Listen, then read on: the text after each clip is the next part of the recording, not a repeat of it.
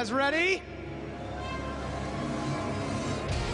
It doesn't sound 100% ready. Are you 100% ready? All right. Our first player hasn't played for you on stage yet.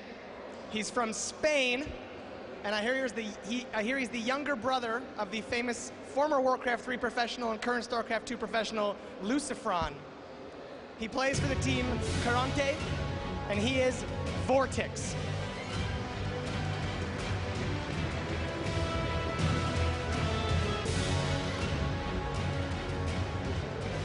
And his opponent, who might have just lost because you didn't cheer loud enough, Mao's Hasu. Are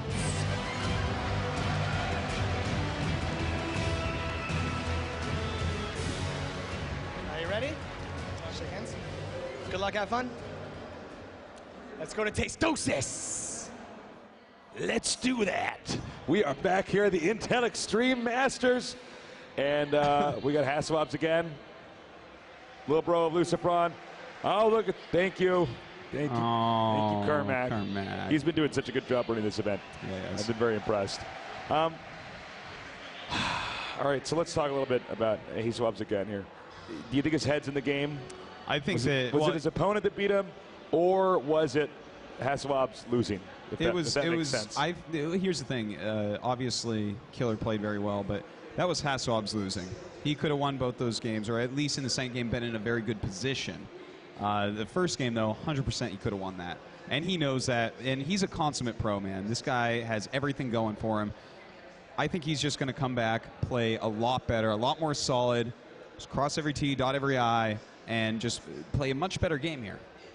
And, of course, we are honored to be casting the brother of Lucifron. That's right. There's some taste of day 9 stuff here right now. Oh, man, imagine Pro Gaming Brothers, what if they start casting StarCraft 3 when that comes out?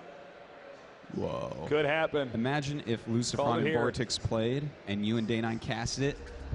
The brothers casting the brothers. The brothers and the brothers casting the games. Well, all right, so it's Vortix. Look at the great players that he's beaten. Yeah. Daisy, the Korean, Moments, Sho, Sake, White Raw, Feast, Cass, and Elfie. Every single one of those guys is a badass. And, of course, Lucifron, one of the biggest talents in pro game ever. So I guess his little brother, man, he has the same blood in him. He does. But I've never seen Vortix play, so we'll have to see how he does. Yeah, this could be my first time casting him, but I'm sure he's good. Hasu, you know, he's, as you can see, he's a direct seed from the EPS Germany championship. We'll see. You know, I feel like with Vortix, I think he's a little bit newer here to this degree. Oh, yeah, for sure. What's the word I'm looking for? Let me just rephrase it. I guess this is just one of his first times being on the major stage with so much pressure on him. And let me tell you something, that does play a big role. You know, you get on the stage enough, actually, whether you're casting or you're playing, and you eventually just get used to it. You don't really think about it that much. Hi, nerds. Talking about the game. Talking about the game. Who's going to win? I don't know either. Now, as you can see, it's pretty packed in here.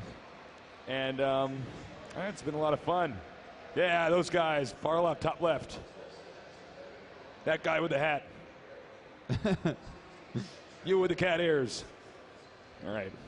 I think I'm done. I think I'm done. Shout out, I think I'm done accosting the audience. Yes. All right, we're actually, I was actually just paying attention to our screen here. We're actually in the game, so you know what, guys? We could just go ahead and throw that up for you guys whenever, you know, we're all ready, I guess. All right, we're ready.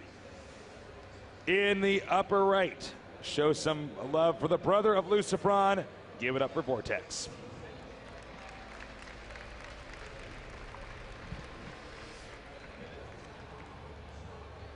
And in the bottom left, our Protoss player, make some noise for the German Hasu.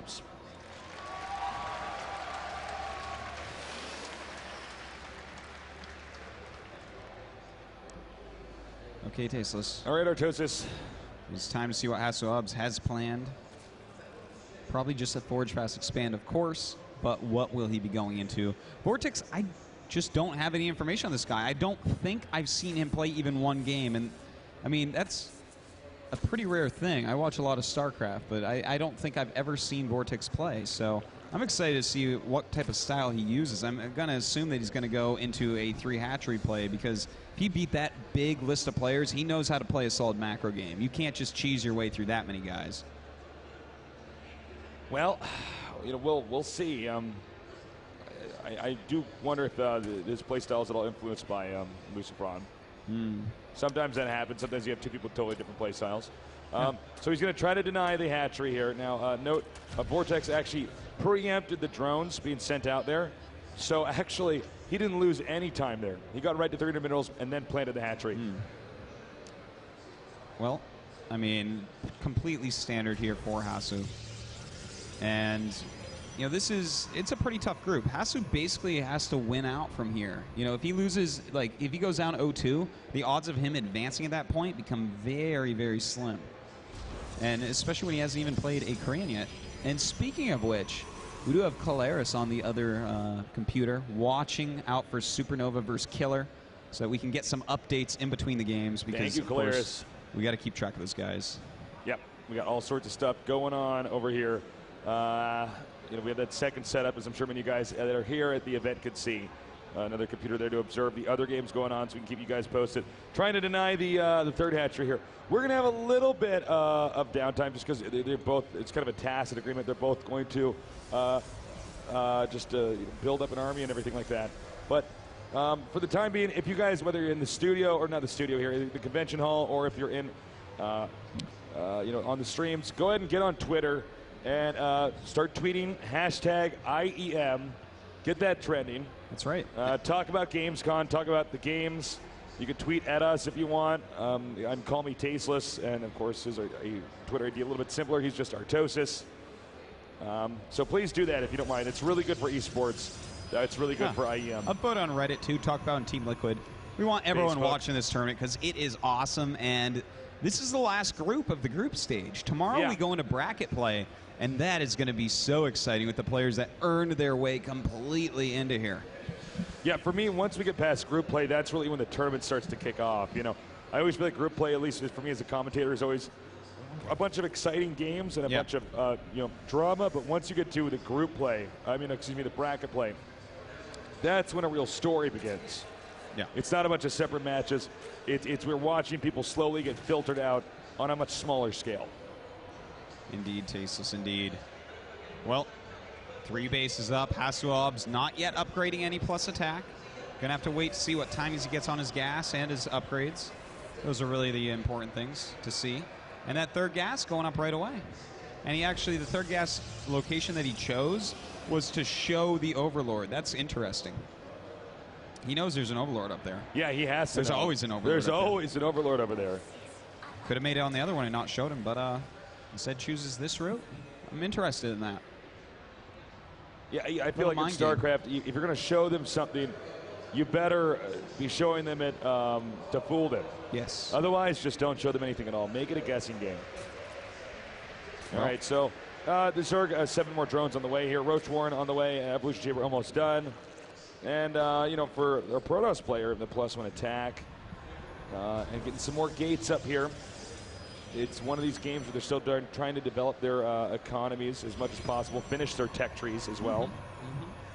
And the Zerg's almost done filling up drones at this base here, so after he does that, that's probably where we're going to see much more intense army powering. Now, also important to note, not a single creep tumor out here yet. At the same time, though, none of these queens have enough energy to lay down a creep tumor. So what that means is Vortix has not missed a beat here when it comes to larva injects. So he's going to have a very, very strong economy. Yeah, very good mechanics so far. Now we do have this Stalker getting caught, and it will be killed. The Queen picks up that kill for herself. And you know what? Hasuob's never brought a probe out. He had map control with the Stalker and Zelt for quite some time and never did that. So, there we go, making the Twilight Council. So he's going to be going for that +2 attack as opposed to just hitting like a +1 4-gate timing. All right. Ling's coming down here. These are just to peek. He doesn't know for sure. He says, is there a Nexus here? Not yet, but there probably will be. He's thinking, there's a pylon over here. And are we going to have any creep tumors yet? Let's see here. Energy on the Queens. Okay, now this is probably the point in time. At least the one at the third. He should have at least laid one creep tumor, but I'm not going to be too hard on Vortix here. But yeah, Vortix powering incredibly hard. Already he's getting that 20 supply gap here, which we see at PVZ. But normally we see it after about 100 supply. He's doing it when the Protoss is at 70. So really nice macro here from Vortix. Right. Also, I want to point out is that he's actually getting ventral sacks for drops right now, as well as a Baneling nest. So looks like we're going to see some Baneling drops coming out of Vortix, which is pretty cool to see, especially if we see a lot of sentries. But with Blink Stalkers, the drop's not going to be nearly as good. Blink Stalker is really the best thing you can do against those drops. All right, the probe's coming down now. And a little bit of a missed timing here. As you can see, guys, the probes are going to have to go back, so Hasuab's not bringing his A game right now. Yeah, he's just slightly off. That's yeah, for sure. which is unusual. You're almost better off getting there a second or two late than you know, a few seconds early. Oh yeah, because the amount of lost mining time. All right, now note this, guys: 84 supply to 152. I know I point out supplies a lot. You know, one reason because it's my job, but this is a very big supply difference for this early on in the game. It is. That is an over 50 supply difference, and that's a lot of Banelings. The observer sees it. How does he react? He walled himself in here, so he can't go out and attack the Banelings. At the same time, does he know that there's drop on the way? He could just drop right on these Stalkers. This could get ugly, Artosis. Yeah, he's going to have to spread out those sentries. He does not want to lose them. He's going to have to utilize the building placement and his Blink micro to its fullest, because this attack is coming and it is going to be deadly. Okay, the Overlords are coming in here. Vortix showing his own style. He is going to dump all over these Stalkers. All right, he's going to pick up right now. And the Banelings and the Roaches coming down here now. Backing up. He loads up the Overlords here. And he's coming in. He's got the some of the Stalkers cornered. Force field's coming up here. Overlords not being used just yet. Yeah, that's right. He is pushing forward now with these Roaches. Some pretty good force fields coming out, but here come the Banelings. A nice spread here by Hasuabs. And the Banelings are coming down, Tasteless. The Nexus does fall. God. He just is running him over. By the way, tons of Lings and Roaches on the way. Many of them, as you can see here, en route. And he's going to come in here, actually, and just roll over Hasuabs. This is actually a complete slaughter. I am blown away. I mean, normally you don't see a pro game like this, but Vortix is so good. He's just running over Hasuabs. Yeah, it's pretty crazy, man. And these Roaches still doing a lot of damage to these Blink Stalkers, despite that beautiful +2 and Blink upgrade combination. Oh, Hasuabs in so much trouble. Look at his supply just plummet 74 to 130 right now. My God, knocking Hasuabs so far back. So many, oh no, excuse me, those are Overlords. I thought they were going to say those were Roaches. And he's just continuing to beeline these units down here towards, you know, the lower middle of the map, I guess we can call it. Hitting the Nexus, he's going to force another cancel. Damn. Forcing that force field allowed him to force a cancel, losing minimum Roaches. Vortix with just some great and aggressive play here. He's just continuing to close in Artosis. I don't know what else to say. He's going to get the robotics facility. That means no more Immortals. Oh, my God. My man. Vortix this guy is sick. Yeah, he is just putting on a clinic right now, Tasteless. And unfortunately, Hasuabs does not have health care. More Banelings out right now. Oh, man, and it looks like he's going to do another Doom drop here and just destroy Hasuabs. Brutal. Now here comes the attack up here. He's going to drop on those Stalkers. And there's just not a whole lot that he can do. The Stalker's backing up now, so the Overlord's back up as well. He's going into the natural. The Overlord's waiting patiently. More units coming down here to meet up. Now closing in. I think we're going to see GG very soon here as he's going to drop on top of these these Stalkers. That's right. So many Banelings are dropping out now, even going into that probe line a little bit, killing a lot of probes off. And look at all these unpowered things. That +3 attack just barely not finishing. And twice the supply is what Vortix has right now. During all this, he's even taken a 4th base and Tech 2 Infestors. My God. There's actually only, 3 operational gateways right now. Trying to remake pylons. Both players for for a moment there, supply block. Now he's going to take out the cybernetics core, which means the only thing he can make is zealots. And 3 at a time. That's yeah, that's pretty bad. Well, one behind Dark Shrine, Tasteless, and that is exactly what Hasu is doing. It's really his last hope, and I actually like that he's trying that. He may as well. All right, he's going to destroy these warp gates over here. He's continuing to push forward. You know, I say this sometimes, that, you know, sometimes StarCraft is a game of strategy. Other times it's a game of math where there's just too many units on one side and too little on the other. And that's going to do it. GG. Wow. Well played. So strong play here. Vortix just taking out Hasu. That was kind of brutal, I have to say. That was a complete slaughter. You know, I don't know if Hasu was falling behind, he wasn't producing as well enough, or, you know, if I don't know, if Vortix is just so good, he was miles ahead despite Hasu doing a good job. I don't know, Artosis. I was just informed, actually, by Colaris that Vortix, a player that he gets to see in Castle a lot, loves drop play. And Hasu knows this. So, I mean, the Blink was a really good choice because it's good against that, but still, Vortix's attack was just way too strong. Man, you could see right now Hasu thinking to himself, I've already lost 3 games, you know, in a row on stage. And for just a second, we're going to throw it over to Colaris to get some updates. Colaris, take it away. Hey guys, hiya. On the second desk here, as we are in Dignitas Killer versus MTW Supernova right now. The game is still ongoing here in game number 1. It's 20 minutes in right now. There's constantly been pokes on either side on Ohana from Supernova here. Actually coming into this now, actually he was able to land a very, very nice fungal growth off there to kick things off going into this engagement. And this has just been so ridiculous. And actually, there you go, GG. That was a bit short in comparison to what I was attempting there, but Supernova had the advantage all game long going into game number 1 here.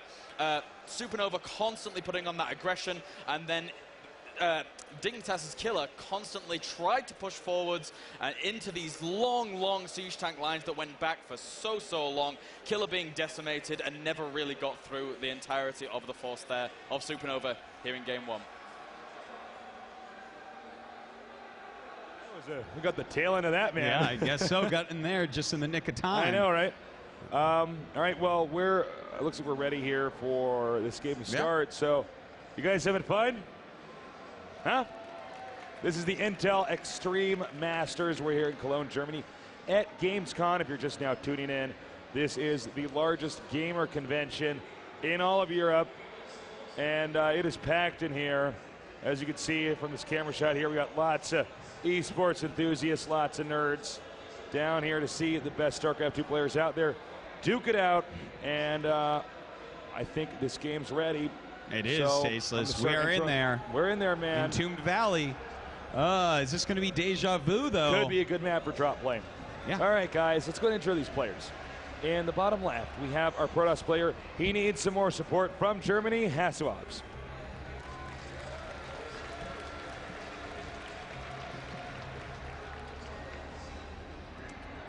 And in the upper left, we have our Zerg player, the brother of Lucifron, a dominant player using drop play. Give it up for Vortix.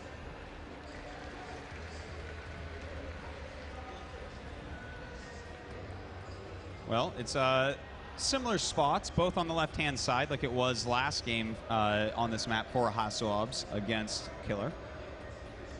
He is scouting just like before, but this time Vortix going for more of a macro build. He's not going for any sort of really quick pull like Killer was. So, you know what? I feel like Hasu will probably breathe a sigh of relief. He's going to be able to develop at least his early game normally. Stealing a little mineral there. There's a bunch of different things you can do with probes in the guy's base. You could build on their gas. You can steal a mineral. You can attack one of their workers. You can even mine minerals, but then stop right before it's collected. That resets it. Try to mine it again. Lots of cool stuff you can do. But for the time being, it looks like Hasu just going to keep that probe safe. Yeah.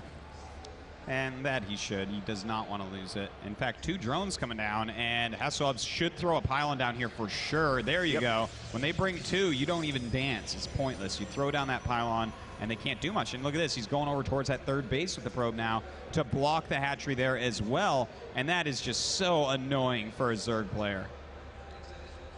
As you can see, he's going to make that probe just move around. Now, look at the minerals here at the upper right. 420 already. 450 now. Desperately trying to spend that money. Get that hatchery down. He can't yet. Oh, okay. Hasu with a little mistake there. Yep. But, you know, if he had clicked down a little bit more, it would have stalled him a bit, but not a whole lot. You don't want your second pylon to finish if you do make one. So, as you can see here, the cannons coming up here. These openings here, PvZ, so complicated to map out for both sides. There's so many ways you can delay each other and slow each other down. So now the third hatchery going to go down over here. And we're going to go enter the macro phase. After the gateway goes down, the gases for the Protoss and the cybernetics core Zerg are going to be droning up for a while and making queens. Yeah. Well, I want to see if Vortix is just going to go ahead and do the same style that he showed before with that drop play that apparently he's very well known for. It can be pretty tricky to stop, and it really messes with players that love sentries. Sentries are slow, they clump up, they're weak, they die so quickly to drops.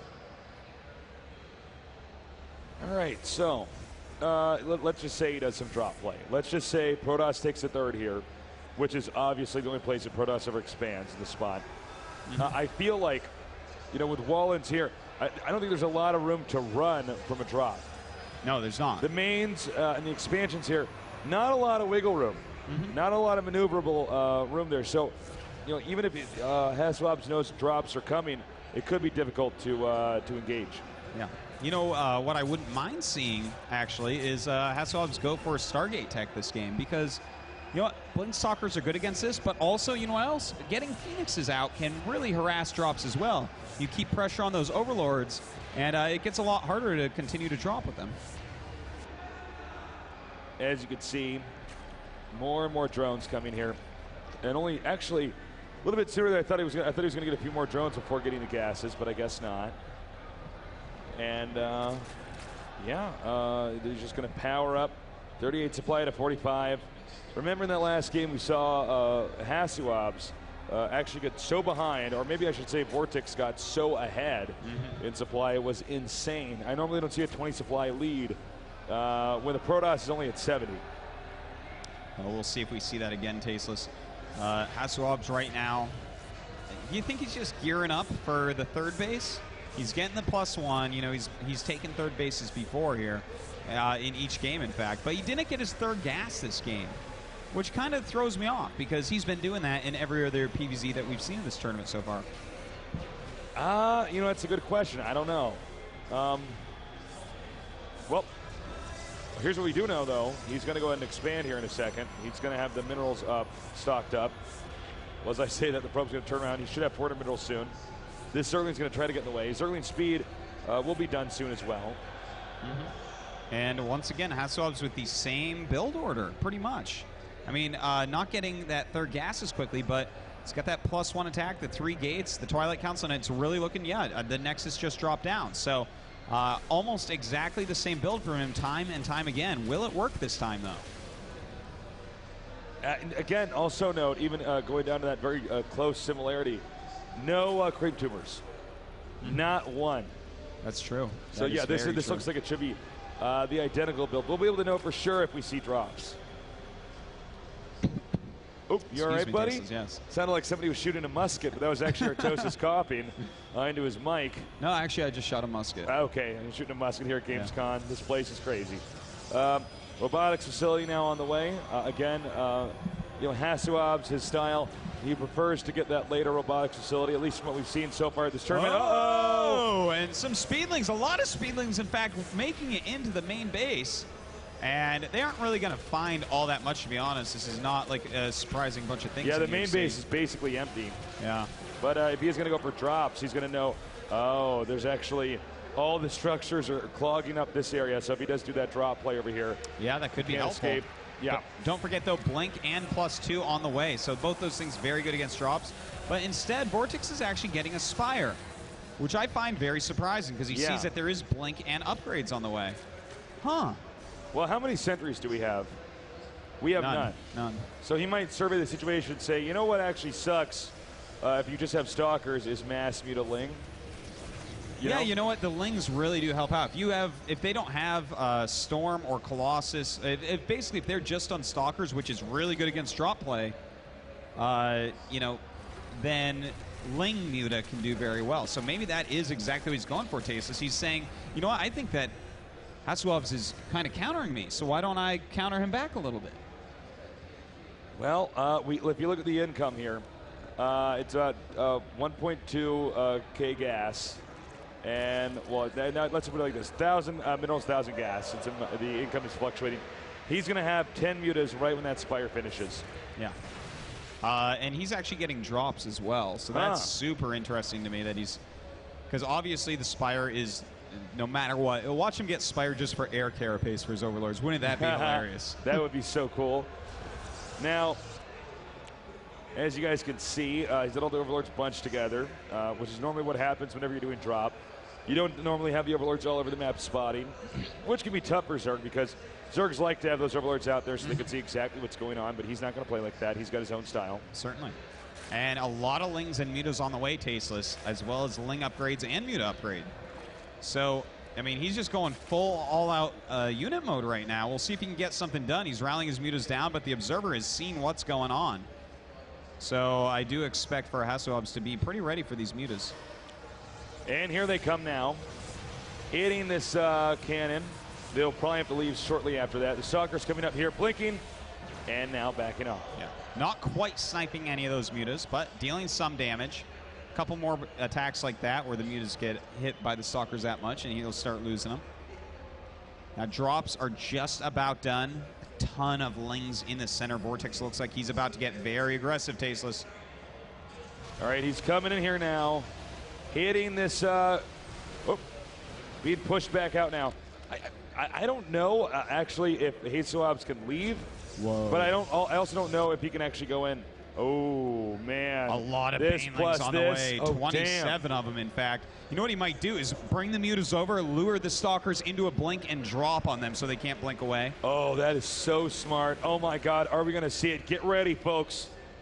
This is going to be crazy, Tasteless. All right, he's coming in here. No, he's just going to try to drop right in there. Lings spilling in. Banelings being dropped. Oh, a lot of Banelings actually hitting the Immortal, though, and that is exactly what he does not want to do. The Immortal is sucking up 1 billion Banelings. Oh, my God. Hasuobs is holding on pretty well, to be honest. All right, he's hitting pretty hard, though. Let's see the unit count here. It is 17 Stalkers to 12 Mutas, but the Mutas now can go over here and hit this expansion. Still some more Banelings in here. That is right. He does have a few more left over. And a ton more Lings on the way, as well as all the +2 upgrades for Vortix. And Hasuobs actually held that pretty darn well. Yeah, well done.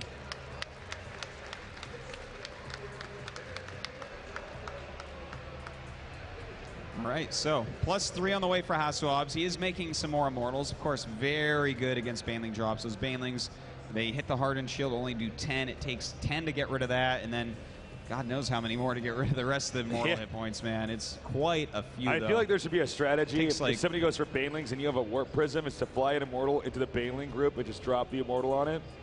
Oh, yeah, absolutely, man. There's nothing eats up all the funnier Banelings. than walking around with 2 DTs and making them into a Archon right next to a pool of Banelings. Yeah, yeah.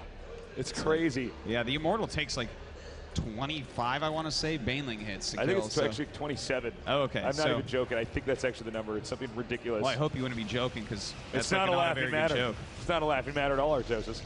All right, so Zerg's going to max out again. By the way, 4th base completely secure. Vortix looking very scary here, man. And you know what?